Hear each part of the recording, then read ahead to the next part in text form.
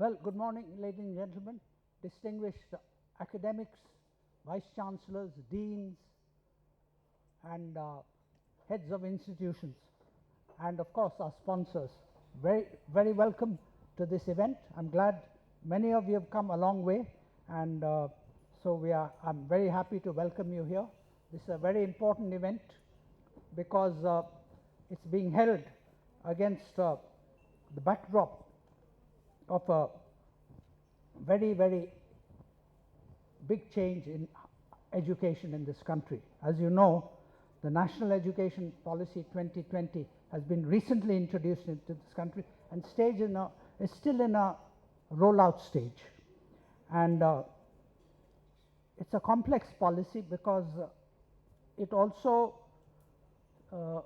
recommends an elaborate regulatory structure with HECI, NACI, NAC, National NA, and several other. I have the whole list here if you want. HECI, National Higher Education Regulatory Council, National Accreditation Council, Higher Education Grants Council, General Education Council. So it's an elaborate structure. At the same time, it somewhat contradictorily promotes all colleges and universities to become autonomous. Anyway, we'll talk about that later, but during my panel discussion. Simultaneously, the new education policy also has now cleared the ground for the entry of foreign universities into India to establish campuses in this country. And this is against the backdrop of the number of students, school-leaving students, university, college graduates leaving the country for education abroad increasing. The outflow is increasing year by year. By some estimates, by the year 2030, 9 million Indian students will be studying abroad. So this means, quite obviously, that the students who are leaving this country are not satisfied with the education they're getting, higher education they're getting in this country. So it's very important for all of you, for all of us, to upgrade our colleges and universities so that the outflow is stopped. And many of the students who leave this country to study abroad don't come back. So though people don't like to talk about it, in my opinion, it's a very big brain drain. These excellent people who leave, who head American organizations or foreign organizations, there are many of them, they should be working in this country. And if we upgrade our education system sufficiently, they will remain in this country. So the EducationWorld India Higher Education Rankings is an effort in that direction to filter out of 42,000 colleges and over 1,000 universities, to filter the best. As Sumaya said, we do the top 300 art, science and commerce colleges, 500 the other way around, 500 art science colleges and 300 universities, the best. The idea is not only to help students to select the best and most aptitudinally suitable universities for themselves, but also to encourage others to emulate the example of your universities and your colleges, so that the whole system improves. And this is a very important thing. It must happen. And therefore, we are here to acclaim and felicitate India's best colleges and universities. And as Sumaya mentioned, our rankings are done in a very elaborate fashion. We don't do, we do jury rankings, but our main rankings are field-based surveys. We interview over 10,000 people across the country over 4 months. This is done by a professional agency called C4. It's a highly respected market research firm, and over 4 months, their representatives go out in the field and interview vice chancellors, faculty, students, industry representatives to filter the best colleges and universities in this country.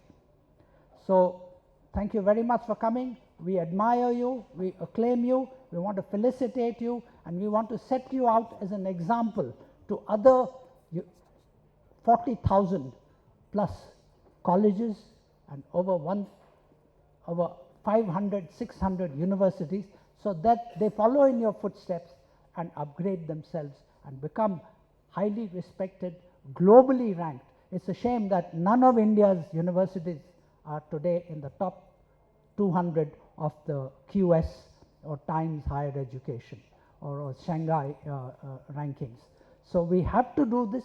It's very important because, as I told you, this is a complex situation. The whole world is changing. There are radical changes happening in India, in higher education around the world. American, British and other universities are pulling out all the stops to attract students from India. So you have to be a counter attraction to them. And this is the way to do it is to upgrade yourselves. And we are trying to help you. We have like 14 parameters which you should start, which I'm sure you're aware of, and which you should study and try and improve in all of them, so that the whole higher education system becomes a world acclaimed system and comparative with the best in the world. So with those few words, thank you very much. That's my welcome address. And after this, I think we have to have our first panel discussion for which Professor, shall I call them up? We'll introduce them from there or here. Yeah, first, if you could come up, Professor Ramgopal Rao from BITS Pilani, Vice Chancellor. Welcome, sir. Okay, let me introduce Professor Ramgopal Rao. He's the Vice Chancellor for the Birla Institute of Technology and Science, a group of institutions established way back in the 50s, and which was perhaps the first university to be given autonomous status, private university to be given autonomous status, way back in 1964. It was established by the legendary G.D. Birla, whom I had the pleasure. I was the only journalist allowed to interview him when I was in Business World, which I did. I'm a great admirer of the late G.D. Birla. I think he was a marvelous person. He was vilified by these communists and socialists throughout the 70s. That was very wrong in my opinion. Anyway, it's a fine university that he set up way back. And anyway, to introduce Professor Rao, he's recently taken over as Vice Chancellor there. He's an alumnus of Kakatiya University, IIT Bombay, University de Bundeshwar, Munich, Germany, and former Chair Professor of Nanoelectrics at IIT Bombay and IIT Delhi, former Director of IIT Delhi for 6 years, and is a co-founder of 2 deep technology startups at IIT Bombay. A very distinguished sir.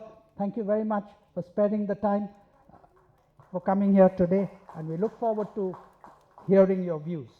Next up is Dr. Sanjay Gupta, is founding Vice Chancellor of the World University of Design, Sonipat, a highly acclaimed new university and deemed university. He is an alumnus of IIT Delhi, IIM Ahmedabad, a distinguished academic career of nearly 4 decades, which includes tenures in IITs, NIFT, and Bharati Group. He has led the movement of establishing design as a mainstream field of study in university education. So, welcome. Thank you very much. We look forward to the benefit of your insights into higher education. Next up is Dr. Naresh Chandra. He is another Birla institution, the Director of Education of the B.K. Birla College of Arts, Science and Commerce, Autonomous College in Mumbai. He is an alumnus of Meerut University. Dr. Chandra is a veteran educationist with over 4 decades of teaching, admin and leadership experience, during which he served as the principal of B.K. Birla College and also former Pro-Vice Chancellor of the University of Bombay for Mumbai for 2 terms. What we are going to discuss today is, uh,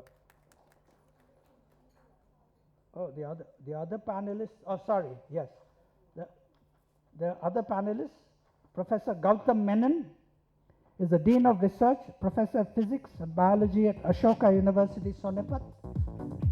Again, a very distinguished academic career, alumnus of St. Stephen's College, IIT Kanpur, Indian Institute of Science, Bangalore, professor on Lian at the Indian Mathematical Sciences Institute at Chennai, adjunct professor at Tata Institute of Fundamental Research, Mumbai. Professor Menon also serves on the scientific review committees of several international and national agencies. A very impressive CV. Thank you, sir, for coming to this, gracing this occasion. Then we have also Dr. Abha Dev Habib, who's an associate professor at Miranda House, top-ranked college in Delhi, and secretary of the Democratic Teachers Front, Delhi University. She's also a former office bearer of Delhi University Teachers Association. Is she here? Okay, she's delayed by traffic. She'll be here with us. Last but not least, with us is Professor Dabiru Sridhar Patnaik. He's the Registrar of OP Jindal University, India's top-ranked law and humanities private university in India, according to our rankings. He's an alumnus of Andhra University, Jawaharlal Nehru University, and the universities of Turin, that's Italy, Madrid, Spain, and Vienna, Austria. Wow. He also served as professor of the school. Moreover, he is a member of the governing body of the University of Delhi's Rajdhani College and a member of the academic councils of universities in India. Thank you very much, sir, for coming here today. Most welcome. So let's begin. Our topic is NEP 2020, the way forward. So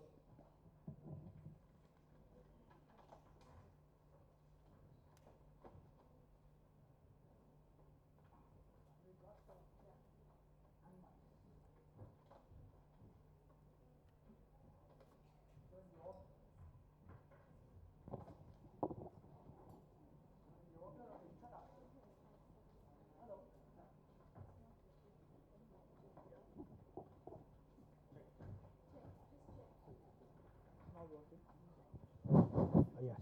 So in order of introduction, let me start with Professor. The way we'll do it is that all of you, I'll call upon you in the same order, perhaps to say a few words. What do you think about NEP 2020? You know, and then perhaps I'll make a pointed question to you.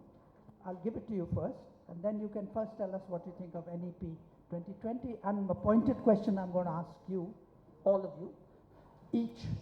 So the first one, let's go with Professor Ramgopal Rao. Sir, okay, you first tell us your assessment of NEP 2020. Yeah, so that's very nice. Thank you. Very happy to be here. In fact, I have it all, and I was there in IIT Delhi until a few months ago. And so that was a time when NEP was launched, and I wrote articles in newspapers saying that NEP is our moral moment. So what is this moral moment? In US, for example, you know, in 1862, there is an act introduced called the Morrill Act, through which these land grant universities were created, and through the Morrill Act, the many US universities which got established as the land grant universities connected with the society. The society connect was very important, and they were primarily focusing on agriculture, mechanic arts kind of things, which was the act at that time, and that is how they achieved that preeminence. And today, you know, that connect with the society, that autonomy that these institutions enjoyed as part of the Morrill Act and all of that, I think were the reasons how US universities really accomplished and became centers of excellence what we see today. And I said NEP indeed is a moral movement for India. I mean, if you read the document, it reads perfect, because the people who have written that are all eminent people, and I know Manjul Bhargava, who took a sabbatical to actually write the NEP document, and he had a lot of consultations, and we all... He's the man at Princeton. Princeton, yes. And Fields medalist, and so all of the document reads very well, but I think when it comes to implementation, you know, I somehow am not a great fan of you know, the way it is being implemented. First of all, there are multiple aspects when it comes to the implementation. Multidisciplinary universities, a very good concept, and asking very specialized institutions to branch out and, you know, become more multidisciplinary is a good way to go. But where is the money? You know, the NEP has no financial provision. And for example, if IIT wants to start a medical school, right, there is no money. And because NEP, there is no budgetary provision for implementation of NEP for government institutions. So as a result, just telling people you become multidisciplinary, suddenly, you know, it wouldn't happen on its own. There has to be some facilitation by the government of India, in addition to policies, of course, some facilitation for doing that. And today it's a big challenge, you know, BITS, I have been there now for 2.5 months. I see now how many bodies really, you know, are there to you know, control these institutions. And horror stories I hear. Recently there was some Pharmacy Council of India issue we were facing. My goodness, you know, don't even make me now talk about it in a public forum. I think that is what it has become now. So multidisciplinary with some 20-21 bodies controlling these institutions, I don't know, and without any financial provision for government institutions, what multidisciplinarity because we will eventually because the outlay for education remains like 3% of the of GDP, which has been last 20, 30 years, right? Exactly. And also the funding, NEP talks about National Research Foundation. NEP talks about as a percentage of GDP some expenditure. 50,000 crores over 5 years is what NEP talks about. And it's 3 years now, there is no NRF in sight, and there is actually no money allocated for NRF. And I really don't know what's happening on the NRF front, and that would have made a big difference, because as part of NRF, the idea was also to connect the ministries, the allied ministries with institutions, so that even the agricultural ministry will be able to engage with the institutions, will have funding schemes, so that, you know, you also get to work in those areas with those ministries and try to, you know, solve some of the society problems. Today, 80% of funding comes from Department of Science and Technology or the Ministry of Science and Technology, and Ministry of Science and Technology has no problems of their own. They are another university. So one university finding another university, I write a proposal, I go and defend it to my colleagues, and I get money. I sometimes sit on that side, or sometimes sit on this side. There is absolutely no connect with what's happening in the society. NRF was supposed to solve that problem. NRF was supposed to make all the allied ministries to provide resources to NRF, also provide problems. That way you connect resources with the problems, with the talent which exists in academia. So that's how you get to solve the local problems and, you know, societal problems. Nothing of that sort has happened so far. When you say about funding, you're talking about public universities, right? Public universities, yeah. But what happens about funding for private universities like yourself? But we also receive funding from the same sources. BITS Pilani, for example, every year gets about 70 to 80 crores from the same organization. These are all competitive research grants, so anybody can apply for them. The third thing is internationalization. There I think we are doing very well. Now I see every university, every IIT wanting to start campuses abroad. But again, my worry is we are overdoing it. You know, asking IITs to start campuses in countries which not many in India would have heard about. I don't even know how these institutions are supposed to go there, set up campuses and build that or keep that IIT brand alive. You know, I thought we should go a little bit slow on that. Allow some IITs to start some campuses, 1 or 2 campuses, learn how to do that, then ask other IITs. I mean, we haven't done that for 65 or 70 years, and suddenly we want every IIT to go and start a campus outside. You know, I personally am a little bit concerned about... Again, funding will be a problem, right? Funding will be a problem. And of course, if you are setting up a campus in Abu Dhabi, which is what IIT Delhi is doing, Abu Dhabi is willing to fund IIT Delhi. But if you are setting a campus in Ethiopia, you are not going to get any money from Ethiopian government. So, but how do you run that? Public funds cannot be taken there. I have no idea how is it being done. So I have my own apprehensions on that. And the gross enrollment ratio, taking it to 50% is another provision. Yes. Right now, the financial model of our public funded institutions do not take into account any expansion. I have run IIT Delhi for 6 years. Nobody will know better than me. The funding that we receive in IIT Delhi is a block grant. It is not linked to the number of students we have on the campus. It is not linked to the amount of research we do on the campus. It is not linked to the number of patents we file on the campus. It's not linked to anything. It is basically my ability to go and convince the secretary to give me so much more money. It's all just that, and without any financial model that encourages expansion, that encourages increase in students, number of students and all that, IITs are stuck. When did IITs actually increase the number of students? I can tell you only twice in their history. Once when Mandal Commission was implemented, when Mandal Commission increased by 50%. Second time when economically weaker section quota was implemented by 25%. Otherwise, no IIT ever had increased any students on their own, simply because if I increase students, there is no money for hostels, there is no additional money from ministry. So as a result, institutions just got stuck with, they remained so tiny. 23 IITs today admit like 16,000 students. One university in the US would actually admit that many students, and I think IITs have remained tiny. These institutions could have been scaled up by providing a proper financial model for them which encourages expansion in addition to excellence. In the absence of it, nothing is happening. The good institutions are stuck at the same level as what they are, while they should have scaled up by at least 5 times in the last few years. So my last point is again on the multiple bodies controlling universities. In IIT, I did not have. That's my pointed question I wanted to ask you. Yeah, Sir, the policy recommends so many regulatory bodies, right? HEI, I made a list of them. HECI, Higher Education Council of India, NHERC, Regulatory Council, then NAC, National Accreditation Council, HEG, Higher Education Grants Council, GEC, General Education Council. At the same time, it recommends autonomy for, Exactly. So what's your comment on this? I've always been saying this is a inherent contradiction in I know, what's your comment? No, I also think, one of the things, there is a full chapter in NEP on autonomy of educational institutions. Yes. And when the NEP was launched, I actually took a copy of that and sent it to ministry saying that let's start with this. Other things can wait, other things can come after that. Let's start with the autonomy of IITs. But that is the thing which nobody is talking about. Right now, whatever little autonomy we had, even that is getting eroded.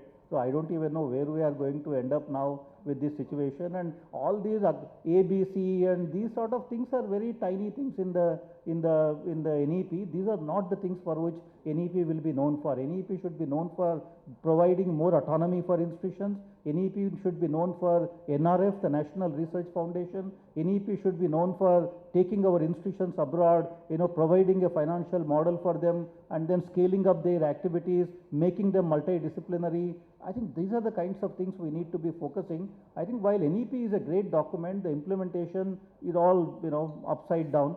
And I am personally, I think we could have done a much better job. So another question is, where will you find the people to man this whole alphabet soup of regulatory organizations? No, I don't want to be the only one speaking negative about it. So I think Sridhar was setting the tone for that.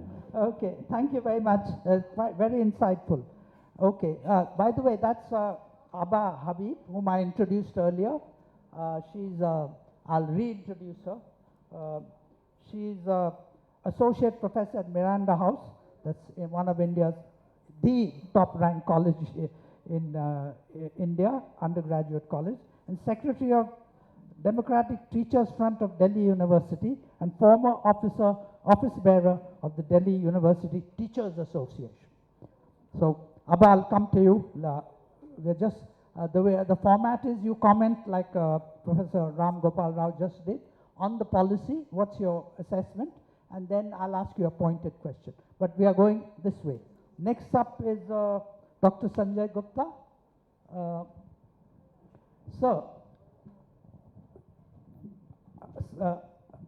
This Institute of Design is a wonderful idea. I think we've just written an article on how design pedagogy can be applied to engineering in the latest issue. And it's a altogether different pedagogy. And so I wanted to ask you, in the first your assessment of the policy, Thank NEP you. 2020. Thank you, Dilip. It's a pleasure to be here. I am, as he introduced me, you would have seen I came through institutions like IITs, and I've spent time with institutions like IITs and NIFTs. So when I read the NEP, for me there was not much different issues there from what we have already been through. So while setting up the World University of Design, we had already taken those things into account. So for me to move on to NEP was not a big issue there. The issue came to me from a couple of sources. One, most policies in India, and that would answer, I think, some of your issues there, are designed by STEM people for STEM people. So, STEM. Or by engineers. I don't want to say engineers for engineers, but for STEM people. Design and liberal arts and those kind of things are somewhere on the sidelines. And most policies are not made keeping them in mind at all. So many things. For example, you take research. Research means it has to lead to publications. And those publications must report the research being done in a certain format, which involves collecting of data and analyzing and using statistics and then, right. No other form of research is recognized. We have done now a professor of practice. Have we recognized research, a PhD by practice? So there are things which needs to be looked at. You expect all institutions, including design institution, to show research outputs, but the outputs which is produced by designers is not taken as research output. So word over, they are recognized. Any creative output is taken as a research output, but we don't recognize it, but we expect outputs. So this is how there are certain discrepancies in it. I have written to MHRD, but of course not even an acknowledgement, he his own response. So would you agree that actually in the last, since independence, design has been given very little importance? Because if you look around the architecture in this country and all this, that PWD kind of design, Soviet style, very drab and unattractive design. Is that a correct assessment? See, to be fair, if you want to increase design sensibility, it has to start from the schools. From school? Yes. I remember I spent some time in France and I had to take that's a long time back, take my daughter who was in primary school, first class or something, to a French school, and there on the walls were all the French masters. And they were not just for display. The students were taught about them. So the design sensibilities were built from day one. Right? That's how the sensibilities get built, and that's why even on the road in France you'll find art everywhere. Here, even if you go on our road, you will not find a single road in a straight line, because the sensibility is not there. Right? So those sensibility would take time, and since India has come up from being a very poor country to now where it is, it will take time. It's not going to happen immediately. What we have seen is that we started with one institution, which was NID, and then NIFT was set up with much, at some time much struggle at that point in time, but they proved that what can be done to a sector if design is implemented. And then I think near last decade, what we have seen is that design has started spreading. And when we announced our University of Design, prior to that, design was not in university segment at all. And then when the University of Design was announced, then people, I think, started opening up, and in past 5 years, more than 200 institutions started design. So maybe it will take another decade for the sensibilities to go across. But when you say design, what is what kind of design are we talking about? Is it totally different from architecture or? So design, as I say, is horizontal across all verticals. Okay. Okay, it's not one thing. You can start from fashion and textiles on one end to designing gadgets, automobiles, to architectures, buildings, designing strategies. Even finance and design is something else. Of course, you know that one of the major factors behind the success of the Apple iPhone is design. It's just- And Steve Jobs was very happy that he studied That's the case calligraphy. study everybody Yes. studies. Yes. Yes. So design is very, very important. So that there's everything has should have aesthetics built into it. Every product. But design is not just aesthetics. That is what people usually consider it to Okay. be. It's function and form. So function comes first. Design must serve a purpose. Okay, it must make your life easier. It must add value to something. Yes, the form, the aesthetics comes later. So most people, unfortunately, still confuse design with aesthetics. But So in particular, my pointed question to you is, how satisfied are you with, India, according to me, but I'm a lay person, you can correct me if I'm wrong, is a very skills deficient country. So how satisfied are you with the provision made for skilling in the national education policy? see, the provisions are sufficient, the interest, and I don't think India is deficient in skills. There's sufficient skills here. What we have not made is perhaps a due step up for people who are skilled, because they continue to be not respected. And so we have created a division between a degree and a skilled person. But just to give you a statistic, in China, there are 500,000 VET colleges. In India, there are 500. Colleges is one thing. So obviously, we are a skills deficient country. No, you can go on opening more colleges, but if you do not make it attractive to people, it is not going to work. You can skill a person, but at the end of the day, he has to find a work to do with it. Now you set up an institution in the country, in cities, bring people from nearby towns and villages to do a skill course, and then you expect them to work. Staying in city, he's going to earn 20,000, out of which 15,000 perhaps he is spent on his rental or anything. Why is going to stay in Delhi? He wants to work way back in his town where he can stay, work out of his home, and there's no job there. So the job and everything has to be connected. But as citizens, we find there's a severe shortage of skilled people for everything from carpenters to electricians to plumbers. There's a severe shortage. In cities. In cities. Sorry? In the metro cities. In the cities. Yeah. Okay, sir. Now let's move on to Dr. Naresh Chandra. You've been having a lot of experience. You've had a lot of experience in collegiate teaching.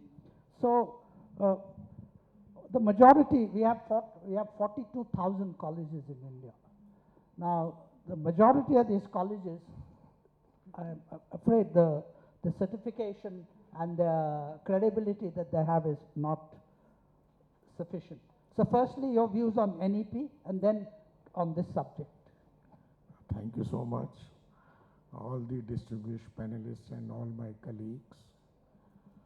I am very happy to be here and share some of my feelings. NEP is directing towards complete transformation in higher education system. Instead of solitary subjects, is talking on you must take subject of your choice, pursue that along with some minor subject, some vocational education, some skill education, language. So it's a holistic development of a student personality. But then, as very rightly said by Professor Rajeshwar Raoji, that implementation is going to be, it takes time and it will be little difficult without any financial support. You know, faculty positions in our institutions is almost 30–40% of the positions. Vacancies. Vacancies. Vacancies. If so much is vacant, and we expect quality, and the colleges have to rise to the expectations of everyone. Out of around 50,000 colleges, and only 900 colleges are autonomous, almost 900 colleges. Yes. And the number of colleges which have gone for NEP assessment accreditation is also comparatively very less. Yeah, it's about Now, less than question is, 1,000. 90% plus higher education system, it takes place in collegiate education. IITs, IIMs, ISER, NISER, all these institutions, how many students can go is a point to be deliberated and should be brought. Then question very rightly, again Professor Rao was talking and I join him, that we have to empower our higher education institutions to achieve something better. It can't be done in 1 year, 2 years, but definitely in a phased manner. 10 years better than now, 10%, 20%, every time, some of the programs, some of the institutions. All that has to be seen while we are implementing higher education system. So, just one interruption. Isn't it true that college fees, tuition fees have been like frozen for like decades? Yeah, that is so true. And we all fall in granted aid system. If you think of raising the fee, and that is also by few thousand, is not acceptable. Quality, we all feel quality has a cost. If you want to give best of the higher education, we must and those who cannot afford, for them some scholarship should be given, some loan should be given, some such facility, some system can be developed. But everyone, if I can afford, I must pay my fee to get my children educated, to get the best of higher education. That's means testing. That's unheard of. I mean, by the way, anyone can comment on whatever any other speakers say. But I also said, if you give me the regulation part, in our institution also, same thing. Though you're autonomous. Though we are autonomous, the NEP says regulation should be, it should be very light administration, regulation, and tight. Light but and tight is there, but no supervision or control at that.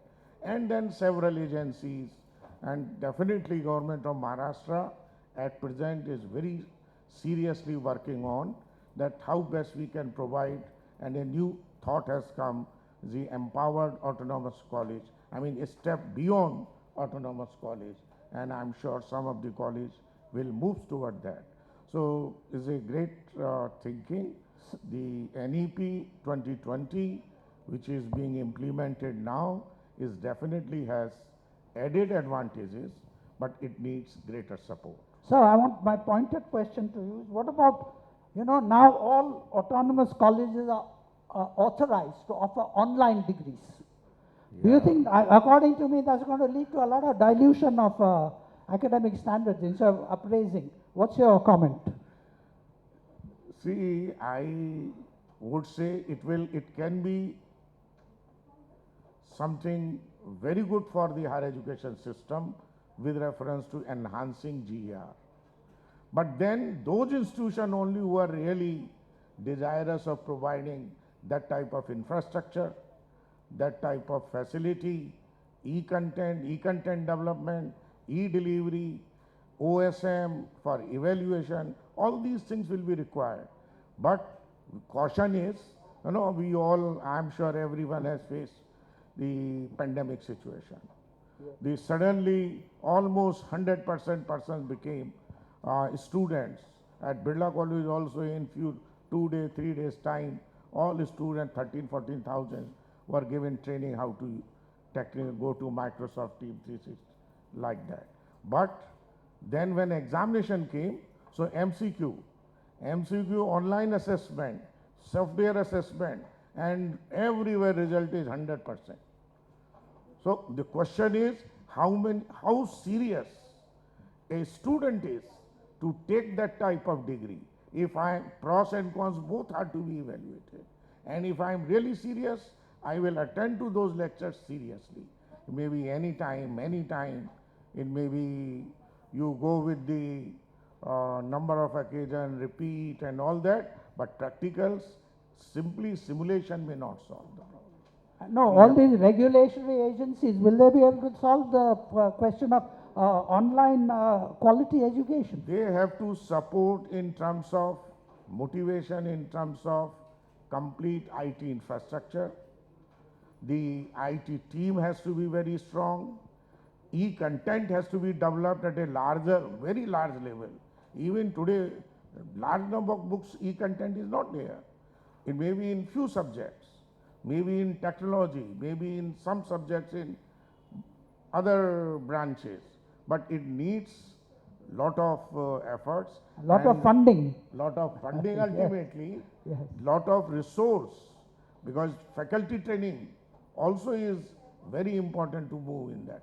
But it will definitely, like distance learning program, it will help in enhancing gross enrollment ratio.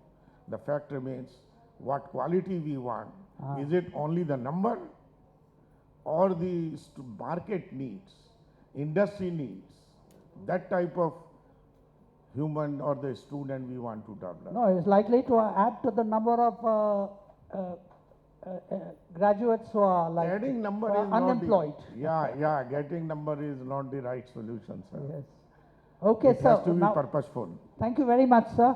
Very insightful. Let's move to Professor Gautam Menon. You're distinguished scientist and, mainly in science and in technology. Sir, everybody is now supposed to, as was remarked earlier, supposed to become multidisciplinary, advised to become multidisciplinary. Now, how feasible is this, multidisciplinary, and what kind of time frame are we looking at for all, let's say, engineering colleges and science universities become multidisciplinary? What's your comment on NEP, and then this question? Overall, me and my colleagues believe that NEP is a good document at a philosophical level. It does many things that earlier education documents do not do. It emphasizes the need for accessibility and as well as multiple exit points, which I think is important rather than having just one degree at the end of 3 or 4 years. That Whereas ABC you're talking yes, about. Exactly. That is important, the philosophy of having multidisciplinary education in general that combines both the arts, the sciences, technology, importance given to vocational education also in the NEP document is also, I think, interesting. I disagree mildly with Professor Rao about this being a well-written document. It looks as though individual parts of it are well-written, but then things are sutured together. In some way, there is excessive emphasis on one area compared to other areas. But overall, that's fine. Overall, the intent of the document, I think, is a positive thing. The negatives from my side are exactly as I pointed out, funding. If you want to take 3% of GDP to 6% of GDP, there's no sign that that's actually happening. Without funding, none of this is ever going to work. As has been pointed out by my distinguished colleagues here, that already your 30 to 40% positions are not being filled. There are severe constraints that state universities feel, that colleges funded through states also are experiencing. This is going to be a very pivotal part of any transformational change that we want to make in higher education. Now, you spoke about multidisciplinarity, and that was the main chunk of your question. Yeah. We've already been doing this at Ashoka University for many years. We are a liberal arts university, or a research university. You've introduced science recently, right? That's correct. So science started about in 2017. Okay. University began as a serious undergraduate institution in 2015. Yes. But now all students do multiple courses. So for example, all students do foundation courses. These include courses on Indian history, constitution, quantitative reasoning, principles of science, etc. So they're required to get a little impression of multiple areas covering both the humanities, social sciences, the arts and sciences as well, sciences and mathematics as well. Along with that, the ability to take majors and minors, majors and concentrations, double majors, etc. So you can major, for example, in history as well as in physics. One of my best students in physics was a philosophy major, and he was way above the rest of the physics class, which is, I find is interesting. But he's a science student. But he was so interested in physics that he wanted to continue physics, but his first love was philosophy. It's these options that we think are interesting. They really play to students' strengths. Students who are very fond of one area, but may want to choose another area because they think that they may find more jobs in it more easily. We should be able to accommodate that, and that I think is the strength of a good educational system. It's there in the West. There's no reason why we should not use it here. So I think it is possible for our institutions to become truly interdisciplinary, truly multidisciplinary. Again, there we need to hire people who think along those lines. They're not easy to find. So you have to be able to train them right in the beginning, to think of how the students you teach now will become the teachers of next year. We need to make teaching a more attractive position. Already I sort of worry a little bit that I cannot tell my own students that they ought to become teachers in colleges or universities, because I don't know on what basis they will be hired. And that's again an issue, the politicization of hiring and the fact that you have huge numbers of hires. On what basis is a candidate finally chosen? Is it a basis of quality, or is it something else that is indefinable or intangible, or people may know but they may not choose to say? These are the challenges that face our education system. I think they're separate from the NEP. The NEP, as I said, is philosophically a good document. If people pay attention to the philosophies that underlie it, much good can come out of it. But there are many other things that have to do with implementation that have to be there first. The devil is in the details of implementation. I think that's a consensus of opinion everywhere. And we've also in EducationWorld been saying that, you know. But do you know, you were saying that it's very difficult to find for multidisciplinary universities, it's very difficult to find faculty. I think that's the point you raised, right? It's easy to find faculty in particular areas, but they must be able to understand the meaning of a multidisciplinary education. That is, it's not impossible, but you have to think a little bit outside the areas that you're working in. You have to be able to introduce examples from other areas when you teach, if you are to be truly in the spirit of a multidisciplinary education. That's all. It's not a very, it's not a requirement, but it's in a sense, it's a good thing for a university to think along those lines in order to move forward. So how worried are you about the large number of engineers and so on leaving the country every year? I mean, brain drain, nobody talks about it, and it's fashionable to say actually it's a brain gain. But do you agree with that? I don't agree that much with it. The numbers are large, but the population itself is very large. We're talking about a base population of 1.4 billion people. So whether 3 million goes up to 4 million or something, I don't think we lose. We really have very, very good students in the country. We are failing in providing them the sort of education that they should be doing. We are failing because we don't have enough educational institutions. Government institutions are not being supported enough. Private institutions are being encased in multiple layers of regulation and other types of difficulties that private institutions have that government. But ultimately, I think again, the idea behind the NEP is correct. You have to strengthen public institutions.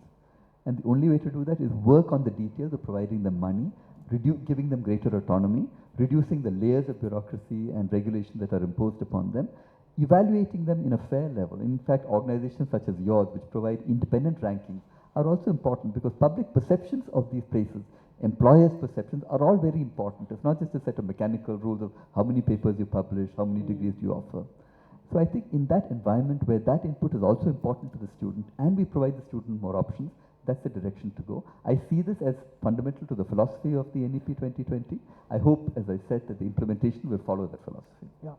Ashoka is a private university, but how autonomous are private universities? Though to us, they should be fully autonomous. Is that correct or is that wrong? No, we have to follow UGC regulations. We have to follow regulations imposed by the government of Haryana. So there is some consistency, and certainly the UGC regulations we have to follow because our degrees are approved by the UGC. So to that extent, we do have to follow government regulation. We have some autonomy in the way we construct our courses. So we can make interesting and different courses in particular areas, combine courses within a major. But in syllabus, for example, in syllabus formulation? We have a fair amount of autonomy. They have to be approved by the government, but so far we have not had any difficulty in getting new courses approved, new areas of research approved. So, in my opinion, I've been, you know, when you have highly qualified people like yourself and even others working with a string of degrees and foreign degrees and Indian degrees, working in private universities. So, according to me, that's sort of like infantilization, if I may use the word, of higher education. Why should eminent educationists like yourselves and others, why should they be subject to UGC regulations, or why should the programs be approved by UGC or any other government organization? I'm not against regulation in principle, but I think the secret lies in light touch. That I think there are important cases where regulation is required, there are many cases where it can be misused. I may trust my own colleagues to come up with a good syllabus that is there. I may not trust somewhere else who I don't know. So I think a relatively light touch supervision, making things public. What are you teaching? Where is your syllabus? Put it on your webpage so that everyone can see and can make sure that what is actually being provided to students is really what is matched by reality. So, as I said, I'm not against regulation per se, but I think light touch is probably the right answer there. And in a sense, as trust builds up in how we do things, that will be a solution. You've studied abroad, right? I can see from your CV. Oh. Actually, no, I'm a PhD No, you from haven't. India. Okay, now I'll save that question for somebody. Okay, let's, thank you very much, sir. Very insightful. Thank you. Illuminating. Now let's move to Abha. You know, one of the, what's your opinion on NEP? Yeah, so you know, everybody who is sitting here, I think a very large number has gained from public funded higher education. I think my generation and people who are, you know, one generation before, all of them have gone to public funded schools and definitely colleges, universities, and we are here. Many more want to gain from public funded universities. There is a huge population which will be left out if public funded education system is not strengthened. Now there is one kind of expenditure when we look at schooling. There is another kind of expenditure which happens when we talk about higher education. Ashoka, Shivnadar, some of the best universities which are trying to do something new, and especially when they open science stream and they want to invest in laboratories, they understand the cost which is there to establish good institutions. Now, there is a huge gap between what NEP says and what it actually is doing and what the government is doing. And as a person coming from Miranda House, Delhi University, I have gained so much. In my family, 2 generations after partition, my entire family which moved from Lahore, they gained and I have gained. But I see that I could not send my own son and many others to the same university. The kind of situation which is there right now for public funded universities, that even the syllabus is coming from the top, that the 4-year undergraduate program has been implemented without any preparation, that the CUET took its toll. And you know, I'm very thankful to EducationWorld for providing these platforms where we have also come and, you know, discussed how about CUET. Last time we were talking about CUET. And while common university entrance test. While the NEP says that there should be no coaching and coaching culture should be, you know, damped, what it has actually done and what it actually wants to do is to create business around education. It has understood that education is where the dreams of people lie. And this is what you want to capture. And so what has it done? That only people who wanted to do NEET or GE or CLAT would go to coaching. But that is not enough for the coaching mafia. That is not enough for the people who are running coaching centers. So CUET was very important. Now humanities, social science students also will have to go for CUET. It has eroded 11th, 12th class preparation. And something which we have found that in the classrooms, it has decreased the diversity. There is some student who looks like Tamil, and when we ask him if he is from Madras, they say no, from Delhi. If you ask somebody who is a Bengali and you say you have come from West Bengal, they say no, I am from Delhi. So because CUET syllabus is NCERT, it actually, the federal character, the constitution says federal character. And you know, when a government does not take a policy document to the parliament, and if the parliament is kept out in bringing a document, I say that the government itself is not sure of the document. It does not have the strength to defend its document. And it was passed through the cabinet during pandemic. Now in CUET, what has happened is that another thing which has happened in co-ed colleges, the number of women students has gone down in Delhi University. That is my worry. The 4-year undergraduate program, and I think some of the speakers have rightly said, the government today wants to have, or we want to have, output without any input. As far as public funded universities are concerned, if there is no input, there will not be any output. And yes, NAC and IREF will test us just to say all is well.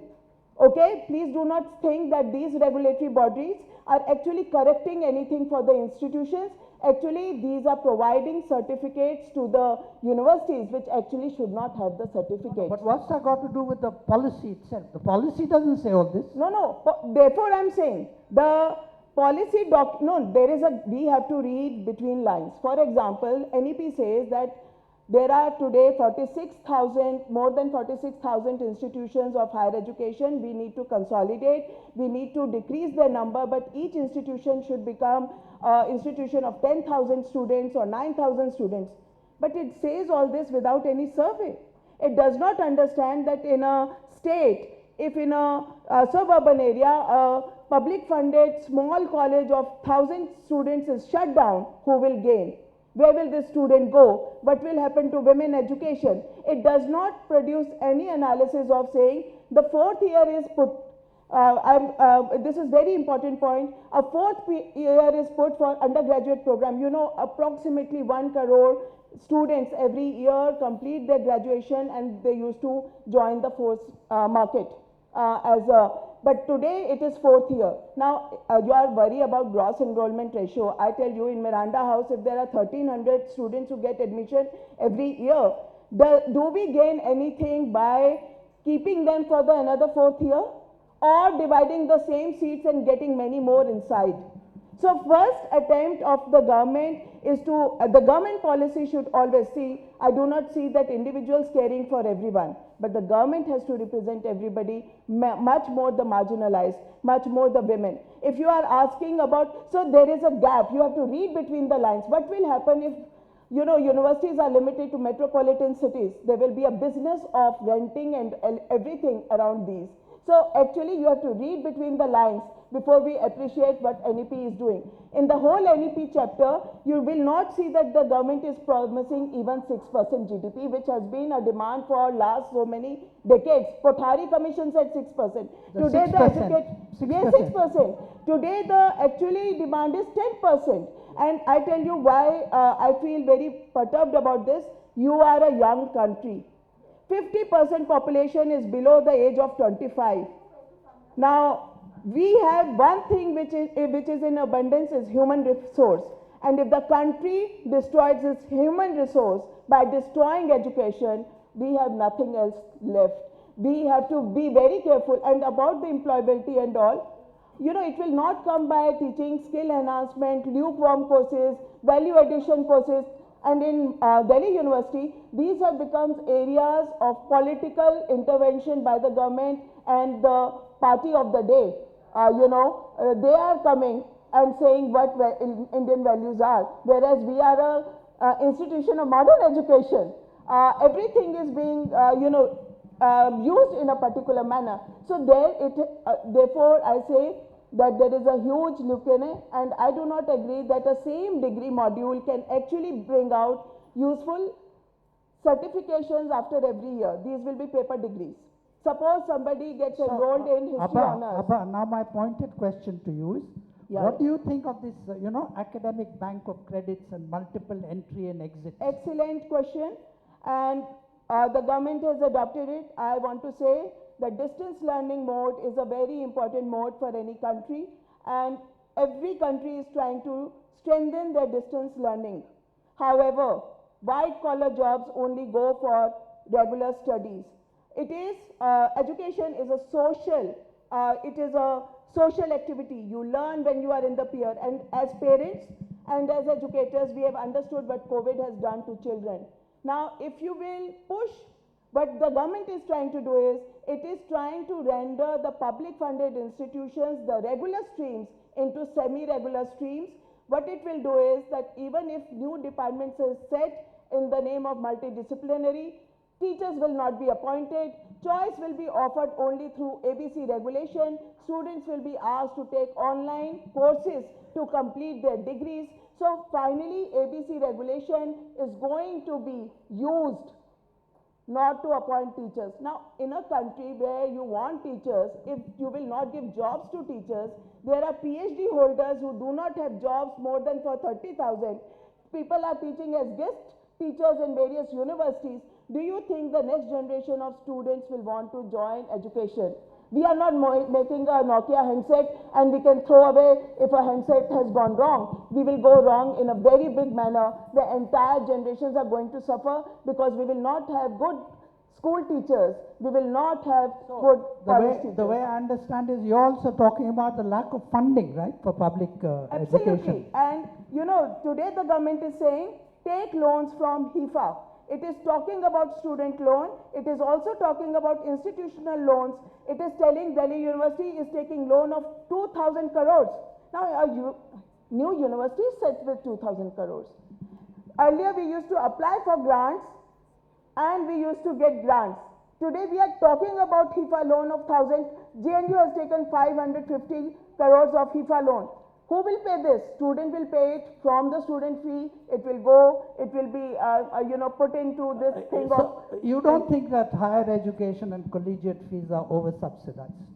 No, not in our country. They haven't changed for last some Doesn't 20, matter. 30 years. You have to understand, you have to, if you are still gross enrollment, it is a very beautiful study. Abhi to government is not publishing data so much, but I made a study a few years back and I saw that urban men, the gross enrollment ratio is up to 23-24%. Urban men. I'm not talking about women. Women will be always less. If urban men is 23, that is the saturation. Parents do not have money to spend on education beyond this. You are not able to generate more pockets of people who will pay. Therefore, in your country, it has to be study-based. Whatever we say has to be study-based. And the problem with NEP, it is not study-based. It says in order to consolidate schooling, clusters of schools should come together. And when I go and meet Haryana teachers, they say there is one single toilet that is closed, it is dirty, it is closed by the teacher for the use. The girls drop out from school education after class 8, after puberty. What will you do? So you'll be pleased to know that the primary reason why EducationWorld was set up, one of our major demands is, to make education #1 item on the national agenda and to raise funding. Absolutely. Without funding, nothing can happen. Somehow you can't make a mayor run without the funding, right? But, and also permanent faculty is, it is see, the guest basis, ad hoc basis, when see the idea of education. No, but is at the same time, you have to raise tuition fees also. No, in India, students contribute 5% of the revenue of any institution, whereas the world norm is 20%. See, I think we need to understand the sentiment of the Constitution. Education was put in the public as a public good. Why? Because it also has a transformative. No, we all agree with that. Okay, and also you are generating citizens who will then become part of the economy. You cannot go wrong there. So absolutely. I think the country needs to see it as a human resource and invest in the human resource rather than thinking about making fee high and then scholarships. Abha, if health and all can be, you have to pay for health also. And there is a very interesting story. So therefore, you have to pay for education. There is a very interesting story. I was campaigning in But however, one second, I must cut you short now because running out of time. Yeah, but there are interesting story where you have knee replacement whereas you need hip replacement. That you are forced to stay in the hospital for one extra day if you have insurance, but the moment somebody else needs a bed, you will be told to go home. So, see, I mean, all of this will remain. Yeah, I'm astonished that 50 years after independence, we have not become a wealthy country. When until 1857, we were the richest country in the world. So you have to think about all this socialism and all this leveling down and nothing costs money. According to me, socialism is the root of all evil. Anyway, if to become a doctor, you need 2 crores. Then I do not know whether meritorious students can always become doctors. Well, that's the cost of building a country. Anyway, Professor Sridhar Patnaik, I'm very sorry, I've been sort of putting you off to the last. So, what is your opinion from the Jindal Global University perspective? What do you think of the NEP 2020? Thank you so much, Mr. Dilip, Thakore and distinguished colleagues on the panel and everybody present here. It's a wonderful document. No two thoughts about this policy or the policy document. That And my everyone's agreed. colleagues- It's a good yes, document. Yeah. It's a good document. But what becomes more important, as it is obvious to each one of us, is the implementation. On one hand, the NEP says that light and tight regulations, these are the two key words used. But it's a paradox because the very document again sort of enumerates numerous other bodies, right? All the regulatory authorities and all.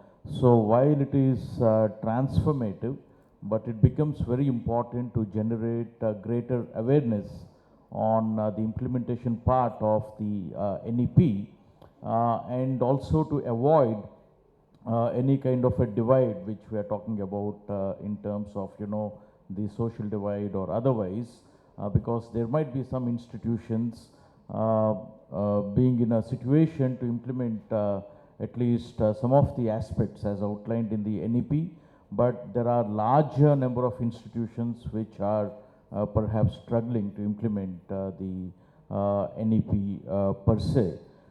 So therefore, the government must act fast and act in a proactive manner to ensure the implementation of the NEP. And when it comes to the OP Jindal Global University, which I represent here, just like Ashoka University, we are also located in Sonipat, and even the World University of Design is our neighbor. And our university is focused on offering social sciences, humanities, and liberal arts education. And interdisciplinarity and multidisciplinarity is one of our key aspects, the way in which we offer our education.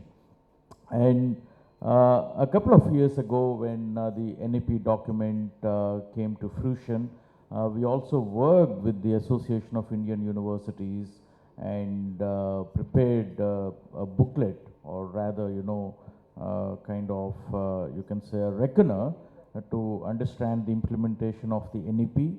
And that was also the time when the Ministry of Education, and it was called the MHRD during those days, recognized us as an institution of eminence after a span of, few years of a competitive, rigorous process. And as you may be aware, the Institution of Eminence framework of the UGC and the Government of India is to provide greater autonomy to those institutions awarded this coveted status, so that they go on to become universities, one of the top 500 universities in the world as per the QS or the Times Higher Education, and autonomy is the key word over there, right? But the challenge here is how to navigate these different allies, right? In a way, we have been already implementing some of the key provisions of the NEP or even the key provisions of the IOE, but these frameworks only vindicated our stand. But the challenge is the multiplicity of procedures and processes which one will have to follow, while the UGC and the Government of India says autonomy, but at the same time there is a kind of interagency or intra-agency lack of harmonization. And as Professor Rao was also mentioning a brief while ago, they keep coming back to us seeking information on various aspects and parameters, and even they ask us to comply with numerous provisions, which is not the case otherwise upon being recognized. Excessive bureaucratization.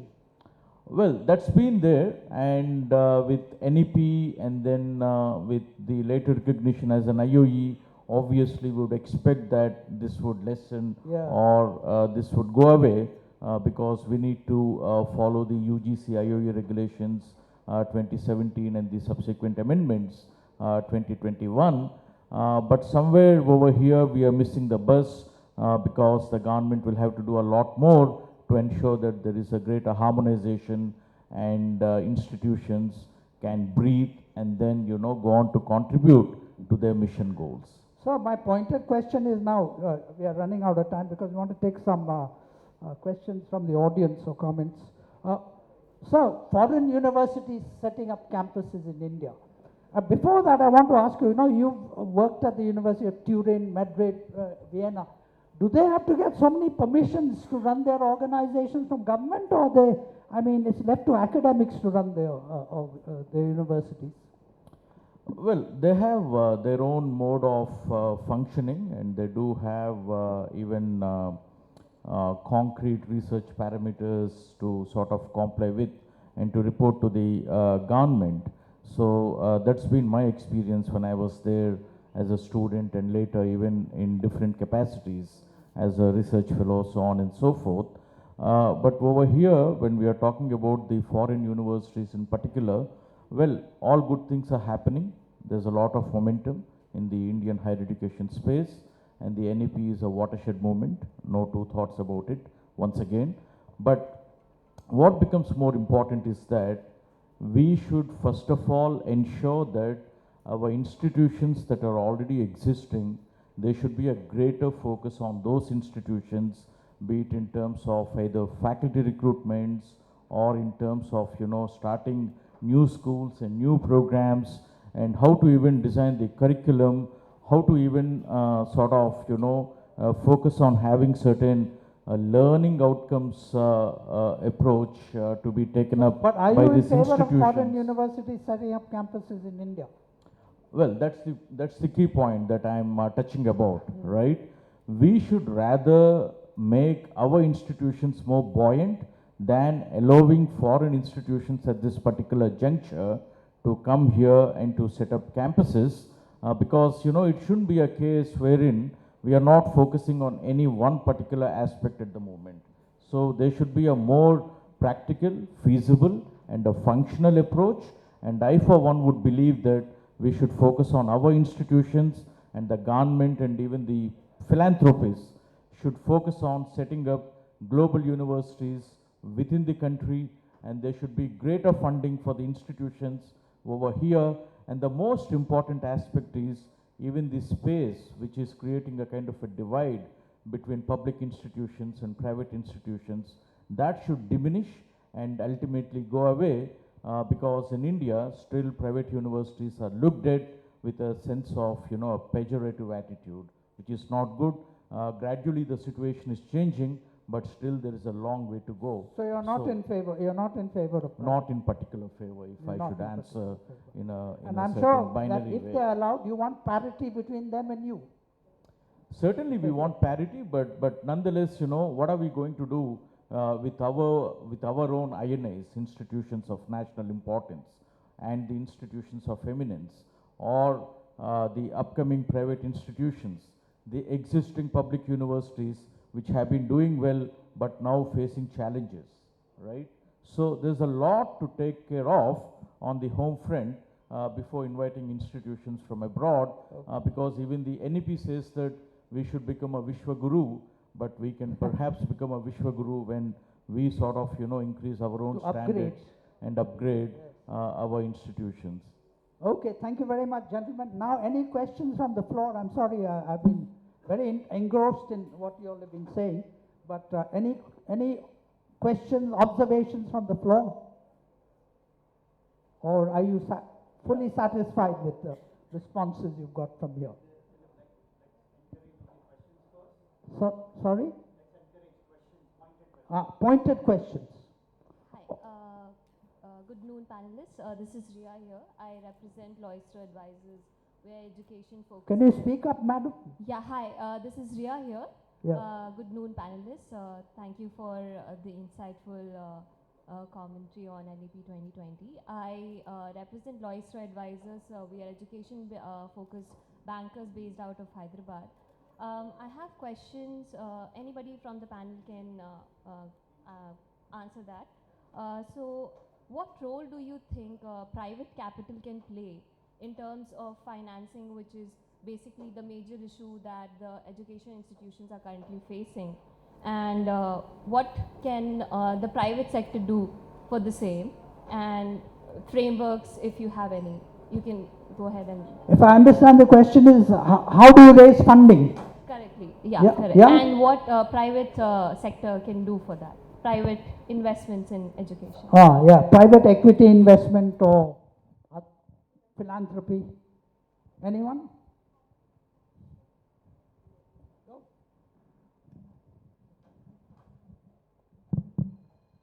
Any expenditure in education system is the best possible investment. Yes, That indeed. is the realization every one of us, whether he's from industry, big industry or the small industry or any corporate, any institution, any organization, whatever I can do, what my children, Madam was putting a point, that what our children have achieved because of this higher education only, is our responsibility that we should provide what capacity we have, or if industry has better capacity, we should try to invest. And just now you were saying, we should come out, make our institutions so strong that rather than a student going abroad or a student from other countries should come to India and study. Yes. Anyone else?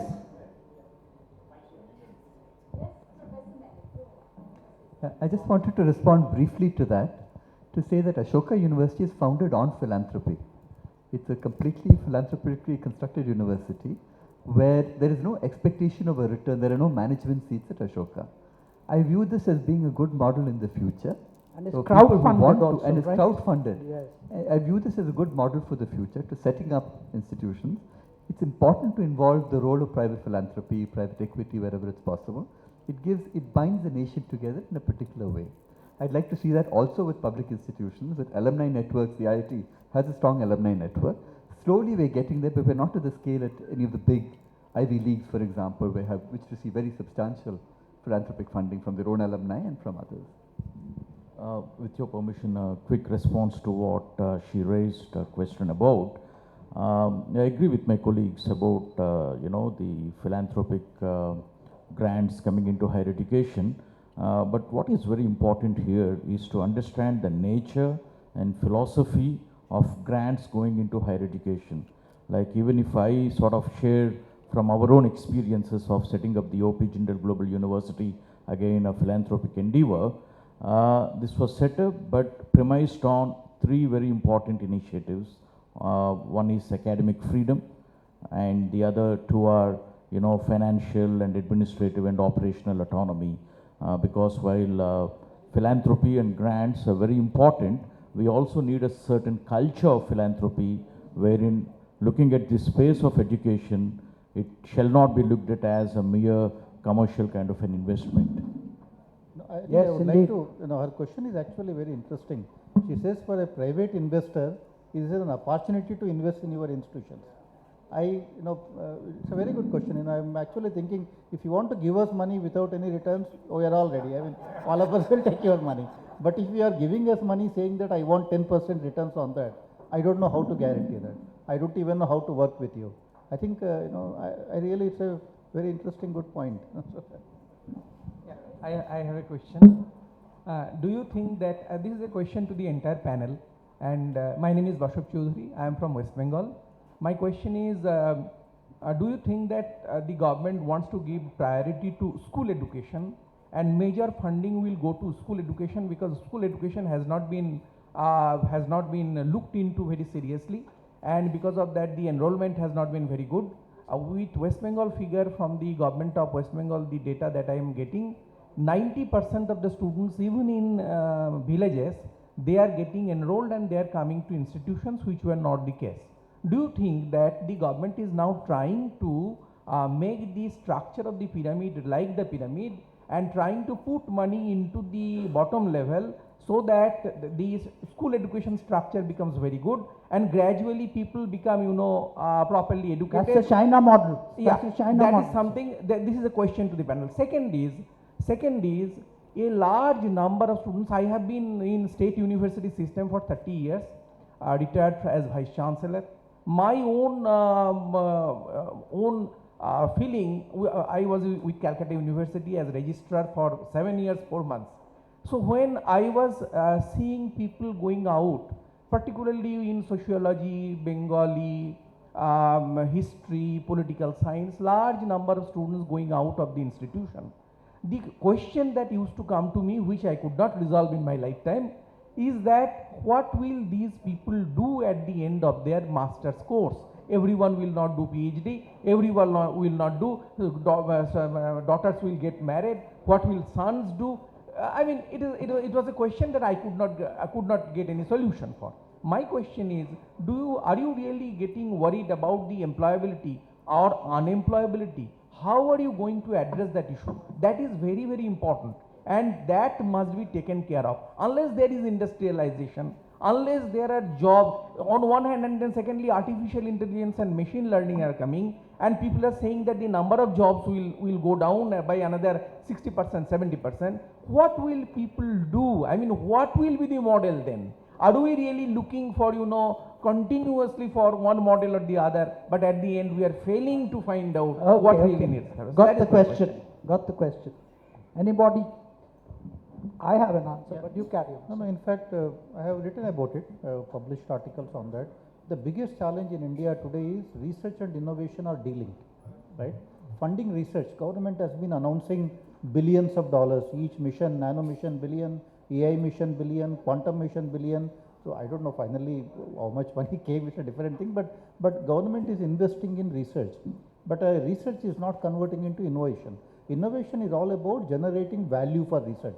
If I am investing 6,000 crores in quantum mission today, which is what was announcement 2 weeks ago, now quantum mission should, a lot of research happens, first 3 years, 5 years, then some startups will come about, and these startups now will need to take those technologies, and some industries need to take. That integration is currently broken, and unless we, I have always been arguing that DST, for example, which is launching the quantum mission, should even be able to handhold when I start a company.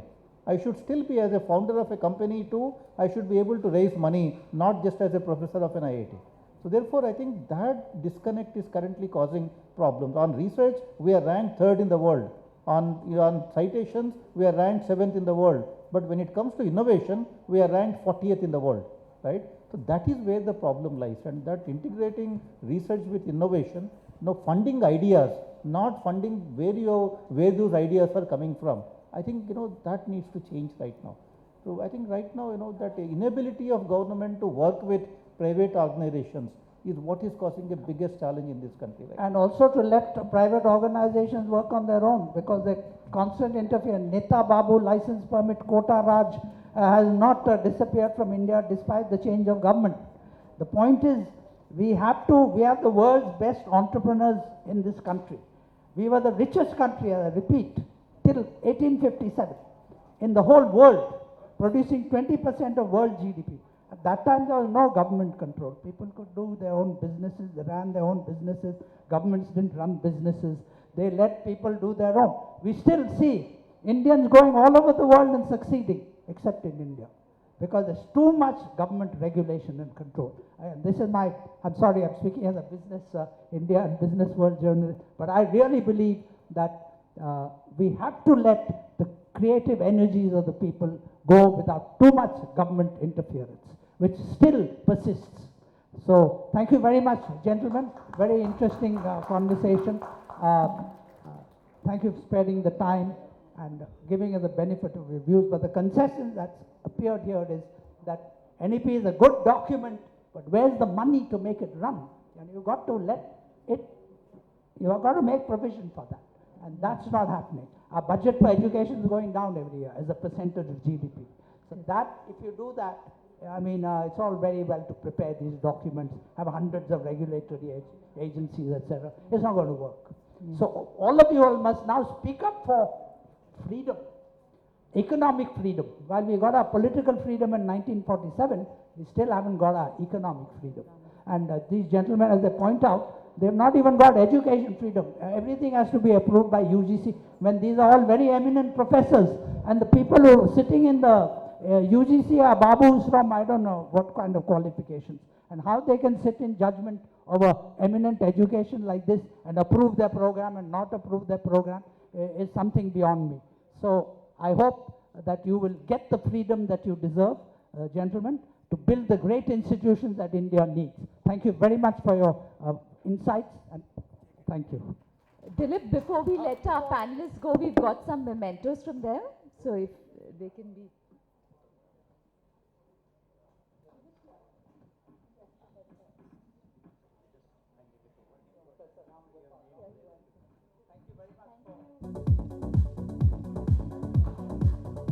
Yeah, and if I can request you all to come for a group photograph in the front, please. I never get a chance to stand with so many eminent